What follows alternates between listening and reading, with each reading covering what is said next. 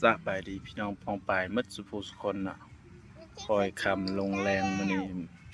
พาลูกชายมาเบิ่งเขาเจ้าปล่อยวาว นี่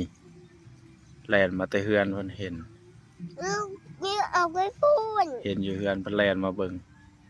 วาวเขาเจ้าปล่อยอยู่เทิงฟ้าเพิ่นกลางหน้าของบ้านนี่เบิ่งวาวมี3-4อันอันนี้กำลังขึ้นตัวหางกุดนี่ตกดุขนาดตัวหางกุดตกนี่มีวาวอยู่4เจ้าต้องเบิ่งวาวอ่ะว้าวมี4อันเพิ่นงามเอ๊ะเก็บหยังนี่อุ้ยมากระทันขี้แบ่ลูกขี้แบ่นะอันบ่มากระทันนะขี้แบ่ก็สิกินบ่ลูกบ่ขี้แบ่อะตอมก็สิกินบ่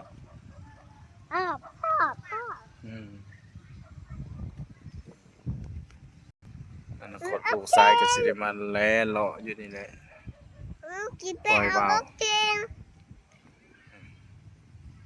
เอาไว้หยังไปเบิ่งเอ้ยปล่อยวาวนะลูกไปเบิ่งบ่ไปเอาวาวตัวนั้นมันใกล้สิตกแล้วนี่อยากบ่